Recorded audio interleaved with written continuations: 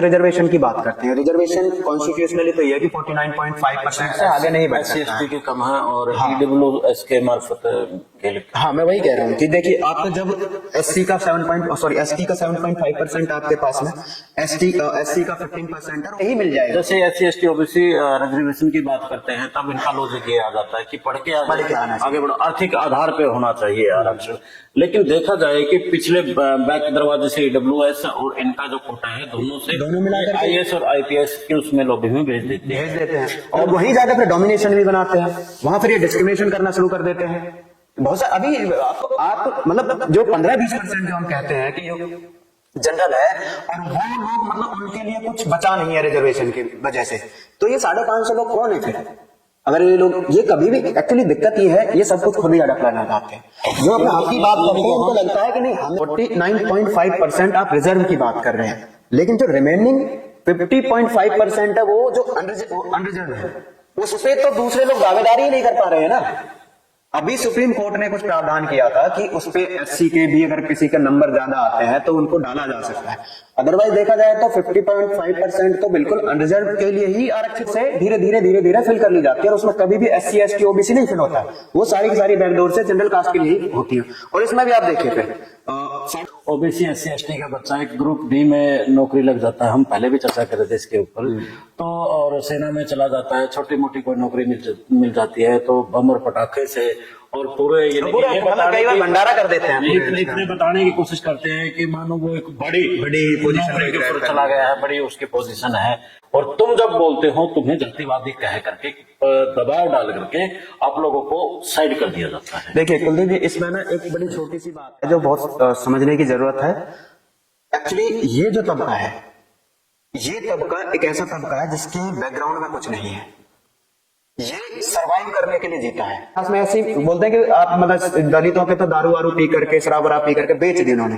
मैं कहता हूं कि पूरे देश में लगभग 80% ऐसे दलित हैं जिनके पास बिल्कुल ही कृषि भूमि विहीन है। वो लोग इतिहास में वो इतनी बड़ी घटना कब घटी थी जिन्हें इतनी बड़ी आबादी के लोगों ने एक साथ शराब पी और एक साथ वो जमीन बेच दी और वो कृषि भूमि विहीन हो गई।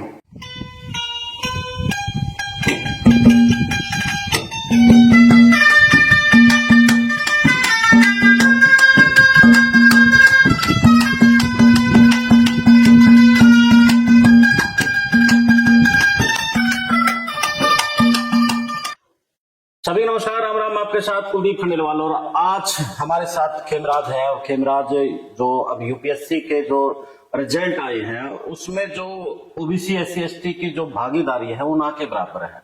आखिर क्यों ओबीसी एससी एसटी की जो भागीदारी है कम क्यों है? क्या उन्हें एजुकेशन उस तरीके से नहीं मिल पा रही है या फिर वो एजुकेशन लेना नहीं चाहते हैं? क्या कुछ कारण है? इन्हीं मुद्दों को लेकर के खेमराज से बात करेंगे। तो खेमराज जी, स्वागत है आपका हमारे राजशाही न्यूज। बहुत बहुत धन्यवाद कुलदीप जी। तो खेमराज जी, जिस तरीके से आप युवा पॉलिटिशियन भी समझते हैं, आप युवा की जो सोशल इंजीनियरिंग है उसको भी समझते हैं, जो हाल फिलहाल देश का जो वातावरण है उसको आप भली भांति परिचित हैं, उसको भी आप समझते हैं, और जिस तरीके से ओबीसी और एससी एसटी के जो यूथ हैं वो एजुकेशन की तरफ बढ़े, लेकिन आईएएस आईपीएस या बड़ी जो नौकरियां आती हैं उनसे वो कहीं ना कहीं दूर चले जाते हैं।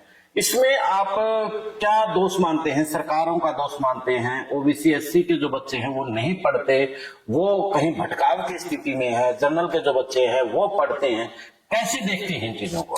देखिए कुलदीप जी, जैसे आपने बोला कि एससी एसटी के बच्चे, आपने बड़ा क्वेश्चन मार्क लगाया इसमें कि क्या वो पढ़ते नहीं है।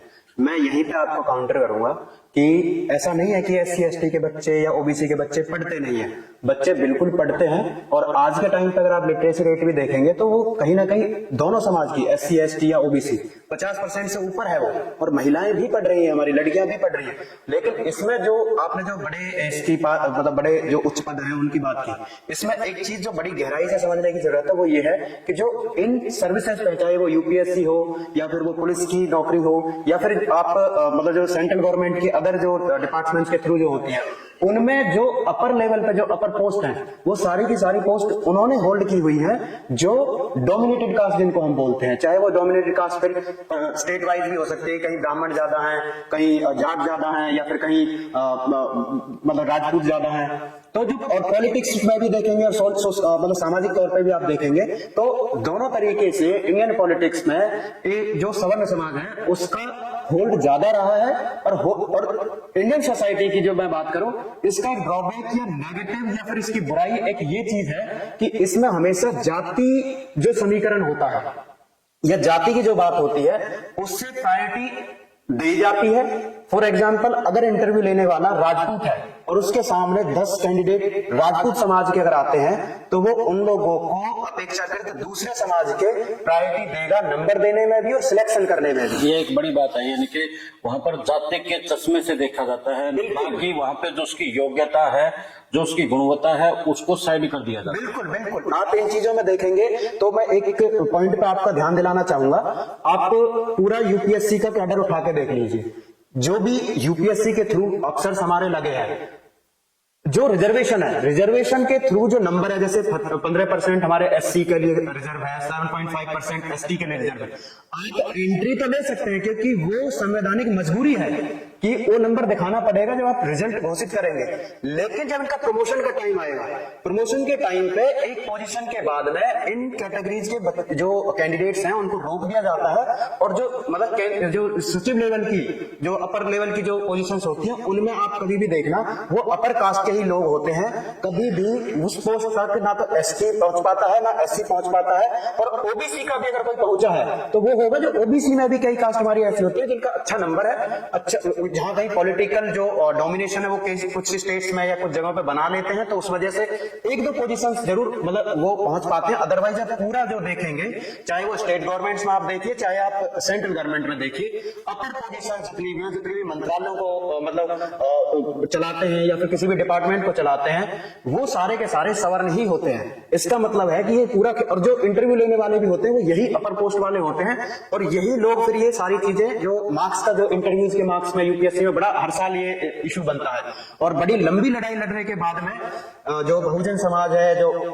ओबीसी समाज है, उसने बड़े लंबे संघर्ष के बाद में ये चीज लेकर के मतलब ये अधिकार उन्होंने लिया कि जब आप यूपीएससी का रिजल्ट घोषित करते हैं तो हमें इंटरव्यू के मार्क्स और उनके रिटर्न के मार्क्स जरूर दिखाए जाए सभी के। और ये बड़ी लंबी लड़ाई के बाद में अब ये सामने आने लगे हैं आंकड़े, और ये जो खेल खेला जा रहा था इतने सालों से आजादी के बाद से ही, अब वो पूरे देश के सामने है। हर SC ST OBC even general जो है उसके भी सामने है, और डिजिटल मीडिया के थ्रू ये घर घर पहुंच चुका है कि किस तरीके से ये भेदभाव करते हैं नंबर देने में और सिलेक्शन प्रोसेस में। अभी भी अगर अभी जो 2025 का जो रिजल्ट आया है, मैं इसमें एक बात और आपसे, जैसे यूपीएससी को लेकर के एक बात कही जाती है कि जो बच्चे पढ़ते हैं वही आईएएस और आईपीएस बनते हैं, इनकी वो अपनी माँ के अलग ही बच्चे जन्म लेते हैं।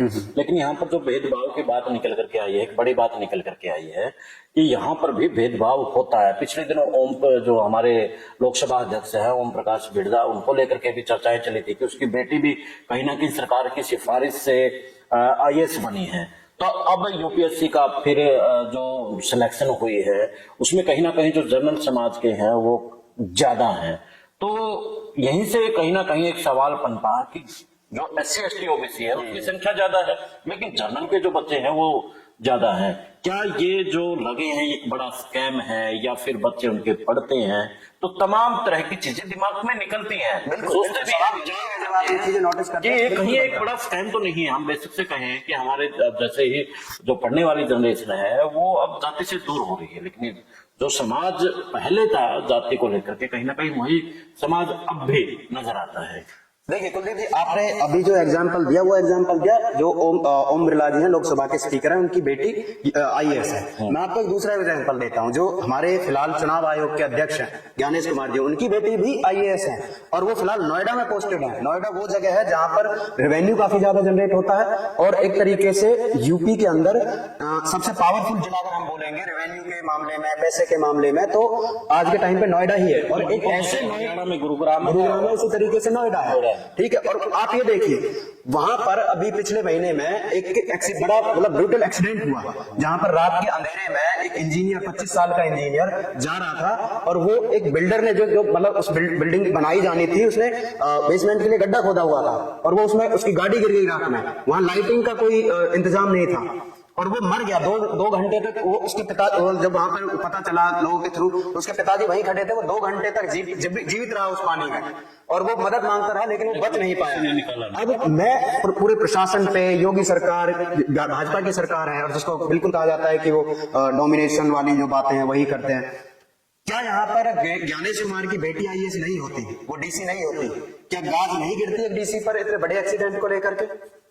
तो ये पूरा डिस्क्रिमिनेशन सामने आता है। और जैसे मैंने अभी स्टार्टिंग में भी बोला था आपको कि जो मतलब डोमिनेटेड कास्ट है उसका प्रभाव तो पड़ता ही पड़ता है। दूसरा, आप बहुत सारे मामलों में देखेंगे कि जो आईएएस हैं, जो मतलब अपर पोजीशन पहुंच चुके हैं, उनके बच्चे भी आईएएस बन रहे हैं। कई फैमिली में तो 3-3, 4-4 आईएएस आईपीएस होते हैं। ऐसा नहीं है कि फिर दूसरे बच्चे मेहनत नहीं कर रहे हैं, बिल्कुल करते हैं। आप जब रिजल्ट उठा के देखेंगे तो कई केसेस में तो ऐसे सामने आता है कि रिटर्न में बिल्कुल बहुत अच्छे तरीके से पास हुआ है लेकिन इंटरव्यू में बिल्कुल पीछे छोड़ दिया गया है, उसको इंटरव्यू में वो मार्क्स ही नहीं दिए गए। तो ये जो पूरा डिस्क्रिमिनेशन है, और ये डिस्क्रिमिनेशन इसमें नहीं है, मैं ये कहता हूं कि जो भारतीय समाज है उसका माइंडसेट ही भेदभाव वाला है। जैसे मैंने अभी भी आपसे कहा कि अगर कई बार पुलिस के मामले में भी सामने आता है कि अगर अपराधी एक पर्टिकुलर कास्ट का है और आईओ अगर उस कास्ट का ही है तो वो कई बार फेवर करता है अपराधी को। तो इसी तरीके से ये डिस्क्रिमिनेशन ना जातिगत बिल्कुल ये जुड़े हुए हैं, आपस में जुड़े हुए हैं ये चीज। कई जगह क्षेत्रवाद काम करता है, कहीं जातिवाद काम करता है। तो ये पूरा का पूरा जितना भी पूरा, चाहे आप पॉलिटिकल सिस्टम लगा लीजिए या फिर आप जो हमारा जुडिशरी सिस्टम है इसमें भी, या फिर जो ब्यूरोक्रेटरी जो सिस्टम है इसमें भी, सारी जगह मतलब भारतीय लोगों की मानसिकता ही भेदभाव वाली है। आप एक छोटी सी बात मैं आपसे कहता हूं, क्या कभी भी अगर 1-2 नाम छोड़ दिए जाए बहुत पहले, जो अभी के अगर पॉलिटिकल सिनेरियो में देखा जाए, कि कभी भी ऐसा कोई बड़ा मूवमेंट जातिवादी या मतलब समानता के आधार को बना करके सवर्णों ने कोई आंदोलन चलाया है? हमेशा जो आंदोलन चल रहे हैं, जो अभी भी जो बातें हो रही है, तो एससी समाज कर रहा है, चाहे ओबीसी समाज कर रहा है, और उल्टा जब ये लोग समानता की बात करते हैं तो ये जो सवर्ण समाज है ये इनको जातिवादी टैग दे देता है।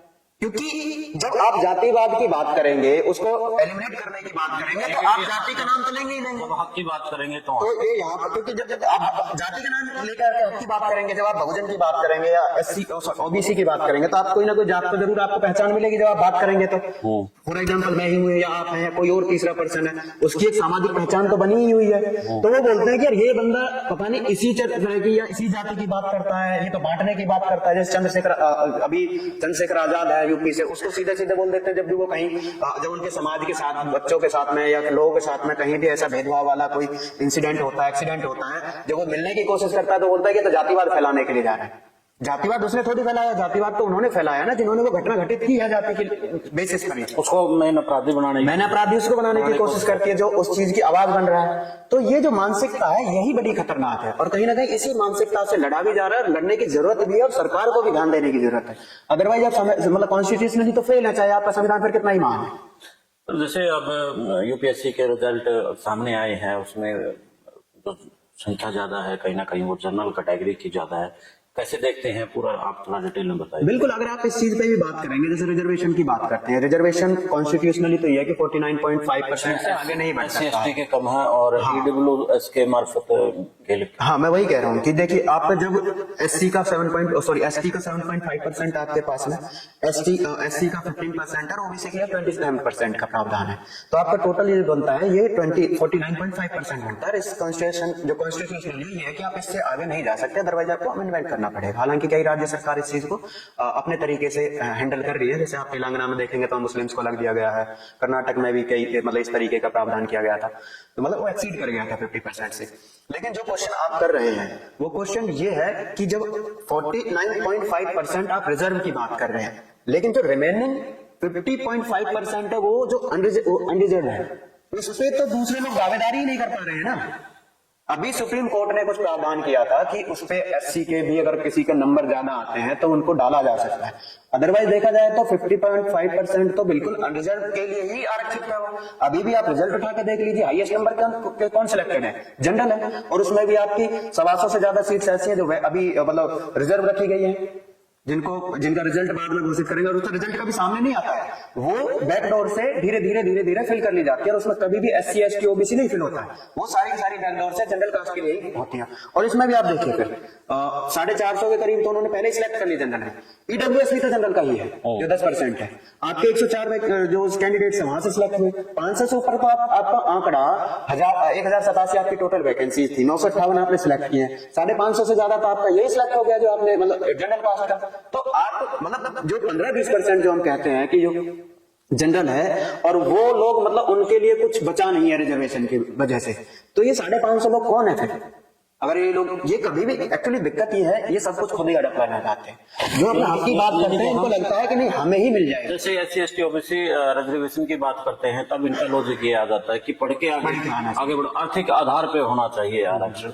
लेकिन देखा जाए कि पिछले बैक दरवाजे से ईडब्ल्यूएस और इनका जो कोटा है दोनों से आईएएस और आईपीएस के उसमें लॉबी में भेज देते हैं, और वही जाकर फिर डोमिनेशन भी बनाते हैं, वहां फिर ये डिस्क्रिमिनेशन करना शुरू कर देते हैं।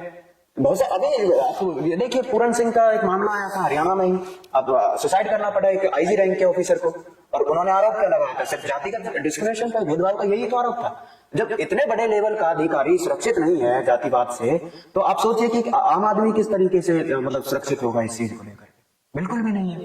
तो आप थोड़ा सा ये भी बताएं कि कितनी संख्या लगभग आई थी, कितने एससी को मिले, कितने एसटी को मिले, कितने ओबीसी को मिले, किस तरीके से मिले, आंकड़ा है आपके पास उसको? देखिए आंकड़ा मतलब अगर जनरल देखा जाए तो 450 के करीब इनका 438 कुछ नंबर है जो जनरल कैटेगरी से आया है इनका, और 350 करीब ओबीसी का है, 156-150 के आसपास इनका जो अभी रिजल्ट आया है उसमें ओबीसी का, और 73 एससी का, और 104 इनका ईडब्ल्यूएस का है। तो ये टोटल जो अभी इन्होंने किए हैं, 129 अभी इनकी ऐसी जो इन्होंने रिजर्व में रखी हुई है, जिन्हें बाद में ही जो है जो जनरल कास्ट के लिए ही अलॉट करते हैं मोस्टली।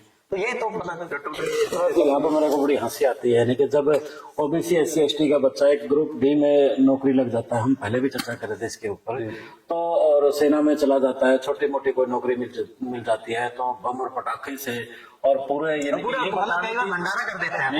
बताने की कोशिश करते हैं कि मानो वो एक बड़ी पोजीशन के ऊपर चला गया है, बड़ी उसकी पोजीशन है, लेकिन उसे ये नहीं पता है कि तुम्हारी जो जगह है वहां है, लेकिन वहां पर तुम्हारे अधिकारों को कहीं ना कहीं छीना जा रहा है, और तुम जब बोलते हो तुम्हें जातिवादी कह करके दबाव डाल करके आप लोगों को साइड कर दिया जाता है। देखिए कुलदीप जी, इसमें ना एक बड़ी छोटी सी बात है जो बहुत समझने की जरूरत है। एक्चुअली ये जो तबका है, ये तबका एक ऐसा तबका है जिसके बैकग्राउंड में कुछ नहीं है, ये सरवाइव करने के लिए जीता है। इसके पास ना तो कृषि भूमि जमीन है, और ना इसके पास में पॉलिटिकल ऐसा डोमिनेशन है। धीरे धीरे जरूर बनाने की कोशिश कर रहे हैं, लेकिन वो डोमिनेशन अभी भी नहीं है। इस और सबसे बड़ी बात, पॉलिटिक्स तो तब आएगी ना जब इंसान जिंदा ही रहेगा। आप मजदूरी पर डिपेंड है, पूरा एक वर्ग, बड़ा वर्ग आपका मजदूरी पर डिपेंड है। मजदूरी भी कभी मिलती है कभी नहीं मिलती। मैं तो कई बार बोलता हूँ इस चीज को कि हम सौभाग्यशाली हैं कि हम दिल्ली के आसपास के हरियाणा पंजाब जो ये लगते हुए राज्य, लेकिन आप सुदूर उसमें चले जाइए, बिहार में चले जाइए, यूपी में चले जाइए, एमपी में चले जाइए, झारखंड में चले जाइए, और उड़ीसा में चले जाइए, जहाँ इंडस्ट्रीज अभी उतनी नहीं है जितनी आपको दिल्ली के आसपास नजर आती है। फिर दिल्ली के आसपास रहने की वजह से कुछ पॉलिटिकल अवेयरनेस भी आती है, इंडस्ट्रीज भी आ रही है, तो यहाँ रोजगार मिल जाता है लोगों को। अदरवाइज तो हरियाणा और पंजाब में भी दलितों के पास कहाँ कृषि भूमि जमीन है, बिल्कुल नहीं है, ना के बराबर है, कोई 1-2% लोगों के पास में होगी। जब इनके पास में कोई रिसोर्स ही नहीं है अपने आप को सरवाइव करने का, तो इनको तो चाहे वो चपरासी की नौकरी मिल जाए, उस नौकरी में जाने के बाद में एक सोर्स ऑफ इनकम तो फिक्स हो जाता है, तो उस वजह से वो खुशी होती है कि एटलीस्ट अब ये परिवार सरवाइव कर पाएगा, जी पाएगा, अपना घर बना पाएगा। अदरवाइज आप कभी भी देख लेना, अगर एससी अपना घर बनाने की कोशिश करता है, जो मजदूर है, वो पहले 2-4 साल तो इसमें लगा देता है कि कुछ पैसे मेरे पास इकट्ठे हो जाए, फिर उसके बाद में वो स्ट्रक्चर खड़ा करता है, उसको इस फिनिशिंग नहीं होती है, फिर 2-4 साल और कमाता है, तब उसकी फिनिशिंग होती है, तब उसकी डेंटिंग पेंटिंग होती है। मतलब उसका 2-4 कमरे का घर जो होता है वो लगभग 5 से 7 साल में जाके कंप्लीट होता है। तो आप इस पूरे प्रोसेस को ही देखिए ना, ये पूरा सर्वाइवल इशू है इस पूरी यानी कि हम ये कह सकते हैं कि वो अपने लड़ाई जो भेदभाव को लेकर के वो लड़ना बड़ा मुश्किल है, बड़ी मुश्किल है। अब हम वायुपूर्ण को लेकर के ही बात करें तो देखो, एक बार खड़ा हुआ आंदोलन, लेकिन बाद में क्या हुआ रिजल्ट है? कहीं ना कहीं तभी जो बड़े नेता भी हैं वो इस मामले में चुप बैठ जाते हैं। अगर हम जैसे आप बात कह रहे थे नेताओं को लेकर के, राजनीति को लेकर के, वीपी सिंह ने एक बड़ा ओबीसी को लेकर के राजनीति की, वो खत्म हो गया। ऐसे बहुत से नेता हैं जिन्होंने ओबीसी को ऊपर उठाने की कोशिश की और उसी की राजनीति को ओबीसी खा गया। देखिए, जैसे अभी आपने वाई पूरन जी का नाम लिया कि वो आंदोलन बाद में खत्म हो गया, शुरू में बड़ा उसको स्टार्ट मिला था। मैंने जब अभी जैसे बात की कि सर्वाइवल इशू होता है इस पूरी कम्युनिटी के साथ में, अक्सर ये कहा जाता है, सच भी है, इंडियन डेमोक्रेसी के अकॉर्डिंग तो बिल्कुल सच है। और मैं मानता हूं कि जो राजनीति है, राजनीति उन लोगों का काम है जिनके पास पैसा है। आप यहाँ पे बिना पैसे के तो इलेक्शन ही नहीं जीत सकते हैं। पैसे की वजह से रातों रात इलेक्शन बदलता है यहाँ पर। अब जब इस पूरी कम्युनिटी के साथ में सर्वाइवल इशू है, इसे एक छोटी सी नौकरी मिलती है तो ये बड़े खुश हो जाते हैं। इवन सफाई कर्मचारी की भी नौकरी होती है, उसके लिए भी धरना प्रदर्शन करते हैं कि ये भी किसी और को ना मिल जाए। आप सोचिए कि किस लेवल तक मतलब इस बेरोजगारी होती है। और आज के टाइम पे तो पूरा जो मतलब एजुकेशन सिस्टम है वो बिल्कुल डैमेज कर दिया, खत्म कर दिया। सरकारी में पढ़ाई नहीं बची है, प्राइवेट के लिए फीस नहीं है। प्राइवेट जिस तरीके से फीस बढ़ती जा रही है, पढ़ाई का जो खर्चा बढ़ता जा रहा है। तो जब आपके पास में पैसा नहीं है, आपके समाज के पास में पैसा नहीं है, तो आप राजनीति में एक्टिव होकर के काम नहीं कर सकते हैं। क्योंकि आप अगर राजनीति ही करते रहेंगे तो घर कैसे चलेगा, आपको तो मजदूरी करनी ही पड़ेगी फिर। तो ये आंदोलन इसलिए ठप हो जाते हैं या एक टाइम पे आने के बाद में वो जोश इस वजह से खत्म हो जाता है, या फिर जल्दी वो जोश इस वजह से खत्म हो जाता है क्योंकि उसके सामने आ जाता है survival issue, source of income का जो है कि अब मैं कमाऊं कहां से। मैं 4 दिन धरने पे बैठ गया, 6 दिन धरने पे, इतना ही उसकी सेविंग होती है। सेविंग भी कहाँ होती है, वो तो अपना कुछ थोड़ा थोड़ा जो भी है पेट काट रहा होता है। सेविंग इस चीज को थोड़ी कहते हैं कि 500 रुपए मेरे अकाउंट में है। सेविंग उस चीज को कहते हैं कि 2-4 महीने जॉब नहीं रही मेरे पास में तो मेरा घर चल सके। तो ये जो बड़ा सर्वाइवल इशू है, या फिर जो ये पूरा जो तो या तो आप जमीनों पे बात कीजिए, आपने रिसोर्सेज की तो कहीं बात ही नहीं की। आपने लैंड रिफॉर्म्स कानून जरूर बनाया, लेकिन वहां पे सक्सेस कहाँ हुआ, उस पर काम ही नहीं किया उस चीज पे। बिल्कुल आप ये देखिए, मैं एक छोटा सा एग्जांपल देता हूँ आपको। हम कहते हैं कि हम 15 अगस्त 1947 को आजाद हुआ, ठीक है। एक दलित पहले भी मजदूरी था और आज भी लगभग मजदूरी है। अगर एक दलित पर 14 अगस्त को किसी के 2 आने का कर्जा था तो उस पे 16 अगस्त को, जब वो 15 अगस्त को आजाद हो गया है, आजाद मुल्क में सांस लिया, 16 अगस्त को फुली आजाद था, तब भी उसके ऊपर किसी जमींदार का, किसी बैंक का 2 रुपए का जो आना था उसका कर्जा ही था। तो आप बताइए 15 अगस्त को उसके लिए क्या किया गया। ये तो सरकार बदलने जैसी चीज हो गई कि कल को जैसे भी सेंटर में बीजेपी है, कल दूसरी कोई पार्टी आ जाती है तो वहां पर प्रधानमंत्री उस पार्टी का बैठ जाएगा। ऐसे ही आपका 15 अगस्त को लॉर्ड माउंटबेटन को आपने साइड हटा दिया, जवाहरलाल नेहरू को साइन हो गए उसको। ये आपकी सरकार फॉर्मेशन थी, ये आपकी आजादी थी। आपने समाज के लिए क्या किया। आप जब बात करते हैं, मैं कई बार बात करता हूँ कि जब मैं जमीनों की बात करता हूँ, जमीन क्या है, जमीन रिसोर्स है। हम ज्यादातर रिसोर्स की बात करते हैं, छोटू लंबी सी बात को लेकर जमीन एक रिसोर्स है, ठीक है। जब आप 15 अगस्त की आजादी की जो बात करते हैं, कई बार जब मैं जैसे बता रहा था कि जब मैं बात करता हूँ जिनके पास जमीन है कि भाई आप लोगों के पास में इतनी जमीन है, आप जमीन की बात क्यों नहीं करते, बोलते हैं कि हमारे बाप दादाओं की जमीन थी। आप ये बताइए कि वो बाप दादाओं के पास जमीन आई, वो क्या उन्होंने खरीदी थी किसी ने? 1-2% लोगों ने या 1-2 लोगों ने खरीद भी ली होगी, लेकिन वो ज्यादातर जमीन कैसे थी, या तो राजे रजवाड़े थे जिन्होंने जिस जाति के राजा महाराजा थे उन्होंने अपनी ही जाति बिरादरी को दे दी, या डोमिनेटेड कास्ट के सवर्ण समाज को ही वो जमीन बांटी। क्योंकि और लोगों तो आपने अछूत बोल करके साइड हटा दिया ना, वो तो सिर्फ मजदूरी ही करते थे, तो उनका अनाज या उनको आप मतलब जमींदार कैसे बना सकते या देख सकते थे। आपने जमीन ही नहीं दी उनको, ठीक है। फिर दूसरा, कुछ जमीनें अंग्रेजों ने भी बांटी जो मुखबिरी करते रहे। कितने ही ऐसे मैं आप लोगों को गिनवा सकता हूँ जिन्होंने, जो आज के टाइम पर मंत्री संतरी बन के बैठे हुए और मुखबिरी की है उन लोगों ने हमारे ही देश के फ्रीडम फाइटर्स के खिलाफ देश के गद्दारी की, और उनको भी नाम के तौर पर जमीनें जागीरें मिली। तो ये जब सारा सिस्टम सबको पता था कि हिस्ट्री में ऐसे ऐसे हुआ है, हमारे इतिहास में ऐसे ऐसे जमीनें या जो रिसोर्सेज का जो मामला रहा है, तो जब आजाद होने के बाद में आपने क्यों नहीं, जब आप डेमोक्रेसी, लोकतंत्र का क्या मतलब होता है कि रिसोर्सेज पे सभी की भागीदारी है, तो आपने ये चीज क्यों नहीं की। ये बड़ा प्रश्न चल रहा है। आपने सिर्फ सरकारें बदली, उस टाइम पे किया कुछ नहीं था, कुछ भी ऐसा चेंज नहीं हुआ। और कई बार जब मैं ये बात होती है बाप दादा, मैं ये कहता हूँ कि इतिहास में ऐसे बोलते हैं कि आप मतलब दलितों के तो दारू वारू पी करके, शराब वराब पी करके बेच दिया उन्होंने। मैं कहता हूँ कि पूरे देश में लगभग 80% ऐसे दलित हैं जिनके पास बिल्कुल ही कृषि भूमि भी विहीन है। इतिहास में वो इतनी बड़ी घटना कब घटी थी जिन्हें इतनी बड़ी आबादी के लोगों ने एक साथ शराब पी और एक साथ वो जमीन बेच दी और वो कृषि भूमि विहीन हो गई। इतिहास में कहीं तो जिक्र होगा इस चीज का?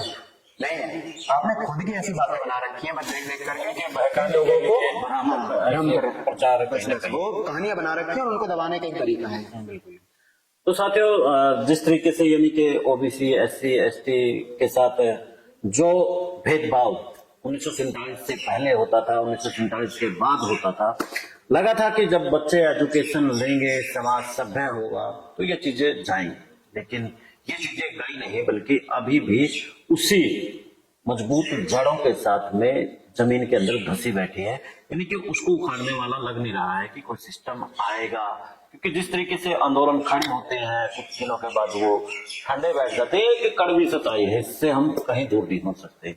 और जब यूपीएससी को लेकर के रिजल्ट सामने आते हैं और भी बड़ी भागीदारी को लेकर के जब रिजल्ट सामने आते हैं तो हम थोड़े से हीन भावना लेकर के होती है कि हमारे बच्चे कहीं ना कहीं एजुकेशन नहीं ले रहे हैं, तभी ये हालात हैं। लेकिन इससे जो सच है कहीं दूर और भी है कि आपका जो बच्चा पढ़ रहा है, सपने ले रहा है कि वो बड़ा कुछ ना कुछ बनेगा, और उसके पीछे जातिवादी मानसिकता के जो लोग हैं वो उसके सपना को चकनाचूर कर देते हैं। तो साथियों, खेमराज ने बड़ी महत्वपूर्ण बातें रखी और समय निकाला, और आप इस वीडियो के ऊपर क्या कहेंगे, अपनी राय जरूर रखिएगा। और खेमराज भाई, आपका बहुत बहुत धन्यवाद। बहुत धन्यवाद देता हूँ आपको कि आपने मुझे भी टाइम दिया, विचार मेरे साझा हुए, तो आपके लिए बहुत बहुत धन्यवाद।